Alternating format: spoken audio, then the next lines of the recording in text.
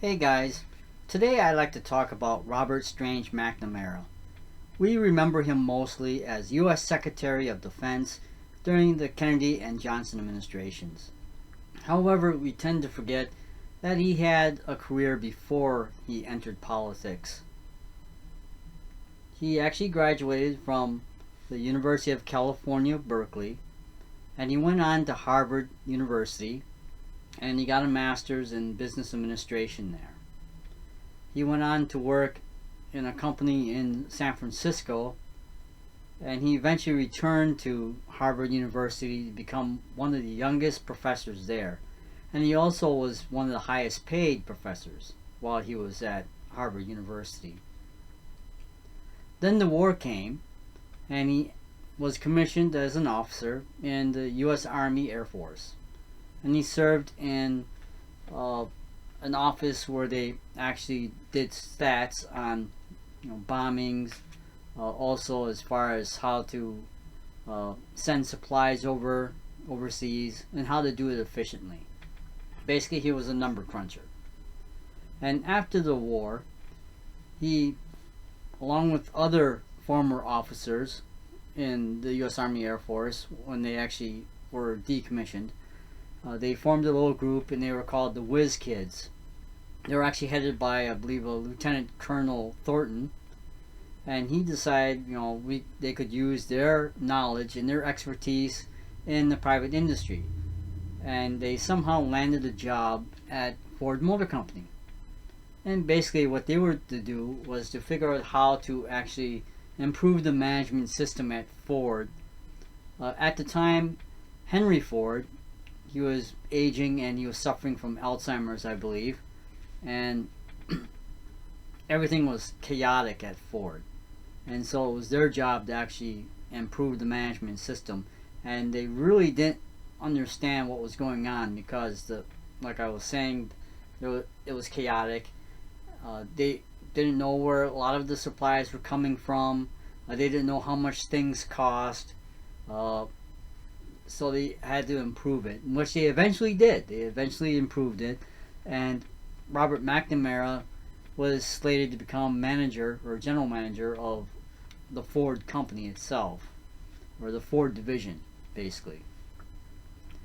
And eventually, as time wore on, he improved the situation at Ford. He actually did axe a few of the automobile lines, such as the Edsel. He was against the Edsel, and eventually, after the first, I believe, Edsel came out, the line was actually axed. And it wasn't until 1960 that he actually became president of Ford Motor Company.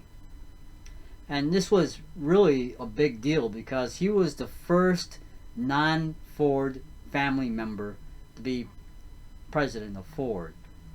And he also did a number of cost-cutting ideas at Ford as well.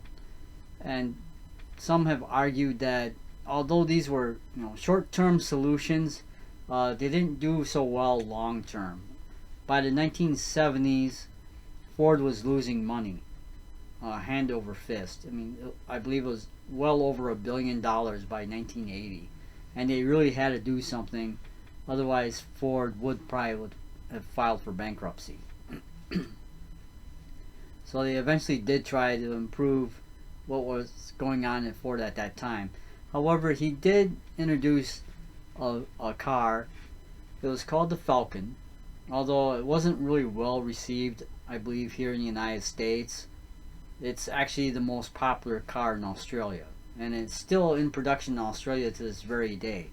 But what's unique about the Falcon is not the fact that there was a Falcon. It actually, the frame of the Falcon was used for the Ford Mustang. So if it wasn't for Robert McNamara, chances are we would not have the Mustang today. So although we no longer see the Falcon today here in the United States, we do have the Mustang. And he also had a career after he was Secretary of Defense. He was actually president of the World Bank from 1968 until his retirement in 1981, and he went on to speaking tours, and he also wrote a number of books. And really, to tell you the truth, he did a lot for history at this time.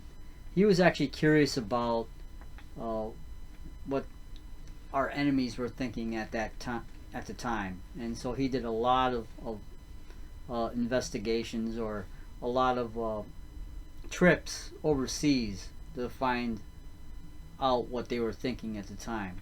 But of course, that's not germane to the topic at hand. The topic really is him as president of Ford. Of course, he was only president of Ford for about 5 weeks when he was actually nominated to be the Secretary of Defense. So he really, although he did have an impact with the Ford Motor Company, he really didn't have much of an impact, I think, as the president of Ford, because he wasn't there for very long, for a long time. I believe he was only president for about 8 weeks, and after about 8 weeks, he was done, and he moved to Washington D.C. after that. So that's my take on Robert McNamara. I hope you enjoyed the video, and thanks for listening.